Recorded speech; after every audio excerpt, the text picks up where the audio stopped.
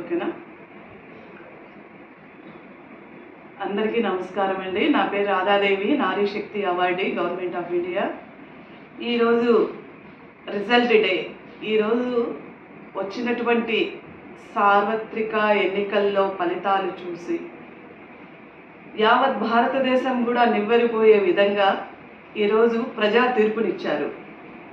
ఈ ప్రజా తీర్పునిచ్చినందుకు మొట్టమొదటిగా ప్రజలకు, ఓటర్లకు అందరికీ కూడా నా హృదయపూర్వక నమస్కారాలు.